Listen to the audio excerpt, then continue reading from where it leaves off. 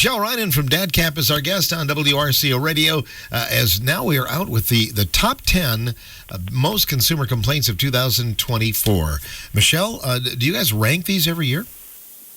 We do. We absolutely do. And this is all based on consumers and what they have filed with our agency in writing and asked us to help resolve the issues. And so we received more than 11,000 complaints, 11,374 written complaints in 2024.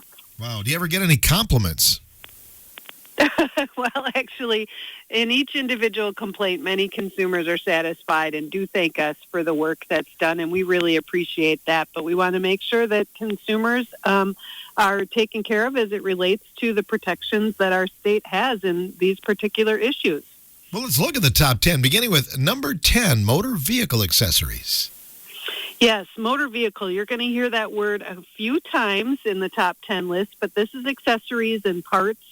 So it had 141 complaints received in this category, really issues about refunds, failure to deliver products, and misrepresentations, mainly when consumers were shopping online for their parts, anything from, windshield wipers to a new engine for those do-it-yourselfers or someone just trying to have a reduced cost in a classic car situation or taking care of a job on their own. Sure. That's why I say you always should buy locally, right?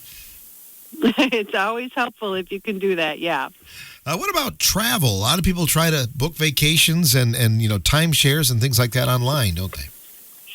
Yes, and so we saw 244 complaints in this category, and it really is made up of a few different things.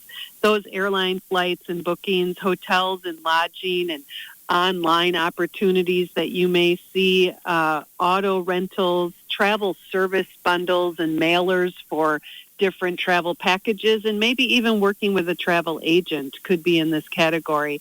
And like I said, 244 complaints about billing disputes, refund and adjustment policies, a failure to provide the service that was requested or reserved, return deposits and failing to provide those, and just unsatisfactory service when they showed up for their reservation. So travel is number 9, and you mentioned motor vehicles. They clock in at numbers 8 and 7, don't they? They do. In the 8th spot is motor vehicle sales, both new and used, 297 complaints. And the most common issues here were things about inadequate disclosures, prize notice mailers, and misrepresentations.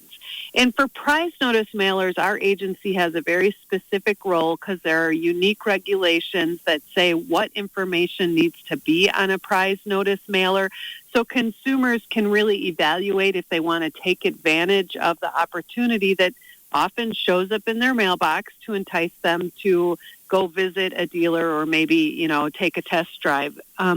We also work with the Department of Transportation on many of these complaints because they regulate dealers specifically. And so if a dealer's involved, we want to get them involved in that complaint.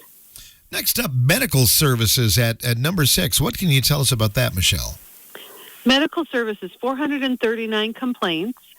Top issues related to medical billing disputes, and unsatisfactory service and misrepresentations again. And here, an example of something that we handled was a consumer was billed $1,900 for a procedure after being told it would be covered by insurance.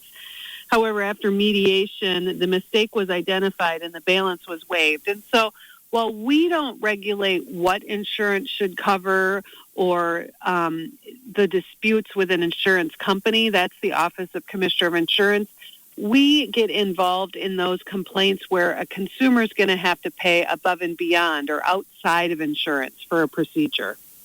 Number 5 is telecommunications, and I'm not surprised this one ranks pretty high because we all need those, don't we? We do. We rely on it. And this is, again, a bundle, if you will. It is things like your telephone service provider. It's also your internet service provider and possibly your television provider if you have cable or satellite services. And so 527 complaints. This actually slipped from the 4th slot to the 5th slot for 2024. A lot of billing disputes. But then also things where the agreed upon terms were not fulfilled and followed by the company, refund and adjustment policy issues, and denial of canceling service when requested. So some more complex type issues, we think it's really important that consumers read the contracts and policies that they're about to enter into for their agreements, but also keep that documentation for the entire length of your agreement as long as it's in place, because that can be really good resource information should there be a dispute down the road. Identity theft, we hear about those all the time in those cases, don't we? We do 619 complaints, up about 150 complaints from the previous year. And this issue we want to make note of because most of the complaints dealt with online account takeovers, where it was involving a compromised Facebook account. And it's important to note that online account takeovers is a form of identity theft, and it can have really significant impacts.